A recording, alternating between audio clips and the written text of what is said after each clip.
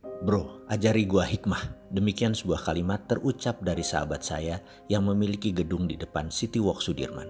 Gedung 30 lantai tersebut, kantornya berada di lantai 29 dan lantai 30. Saya terkejut kenapa tiba-tiba saya baru datang ke kantornya dia berkata demikian. Tapi dia sahabat lama saya.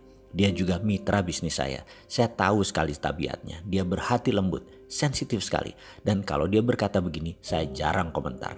Dalam hati saya berkata, apa dia mau nonton video naratif serial Sadar Kaya Advance ya? Lalu otak iseng saya keluar dan berkata, si Ahmad supir lu bawa motor? Ada katanya. Kita naik motor keliling Jakarta, saya bonceng bagaimana? Dia kaget karena mungkin sudah 10 tahun dia tidak naik motor. Dia steril dari hal-hal seperti begini. Ayahnya adalah salah satu dari 4 macan konglomerat zaman Soeharto. Dia sekarang pemegang tahta generasi kedua kerajaan bisnis keluarga tersebut. Naik motor? Ya enggak lah. Kemudian dia berkata, oke, why not? Katanya. Kemudian motor supirnya disiapkan di lobi. Siang itu kira-kira jam 3-an. Saya nyetir, dia naik di belakang saya dan saya langsung tancap gas menuju Mall Ambassador, daerah Kuningan. Lalu saya teruskan sampai bypass daerah Pasar Gembrong. Rencana saya balik arah di sana.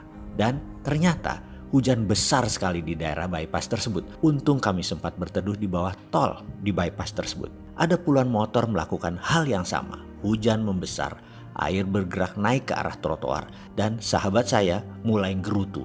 Sialan lu, basah nih gue. Di samping kami, seorang ayah dengan anaknya kira-kira berusia 10-12 tahunan berdiri merapat kedinginan. Air mengenang naik cepat sehingga sejajar trotoar tempat kami berdiri. Tiba-tiba ada mobil dengan kecepatan tinggi di dekat kami membuat siraman air kotor muncrat membasahi hingga tubuh kami. Semua orang menghujat seketika termasuk sang anak kecil tadi. Nampak sang ayah menenangkan dirinya.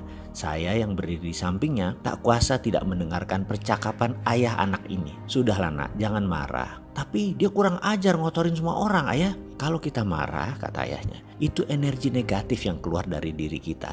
Dan ingat, dunia ini bulat. Dan sekali lagi, energi itu kekal. Sekali energi itu tercipta, mereka akan terus ada. Dan karena kehidupan ini berputar, energi itu akan kembali ke diri kita sendiri. Saya terdiam, termangu mendengarnya. Begitu juga sahabat saya yang berdiri tepat di samping saya. Sang ayah melanjutkan, mulai sekarang kamu harus bisa mengeluarkan energi hanya yang positif. Misalnya doakan orang tadi agar selamat sampai ke rumah dan ikhlas dalam berdoa.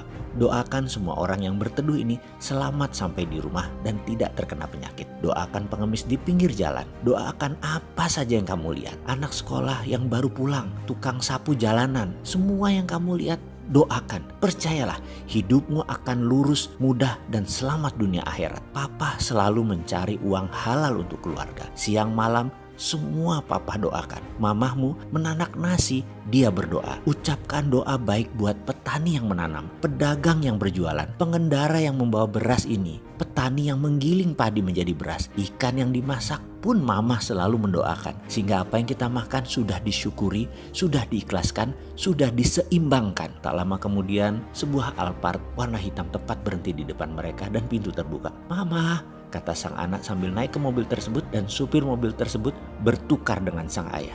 Rupanya ini training day sang ayah ke anak untuk melihat sisi lain dari kehidupan. Itu gumam saya dalam hati. Entah mengapa saya merasa malu teramat sangat. Saya tutup wajah saya dengan helm, menitik air mata saya dan berkata, terima kasih ya Allah, hari ini luar biasa, sebuah pelajaran yang saya dapat. Lalu saya melirik sahabat saya. Ternyata dia lebih parah lagi. Dia menangis deras air mata sambil bergumam, sialan lu bro, lu apain gua? Sialan tuh bapak, kena gua. Gua belum jadi ayah yang baik, gua belum jadi orang yang berpikiran positif. Ya Allah, terima kasih, tobat hamba. Dan saya pun diam saja menanti hujan reda.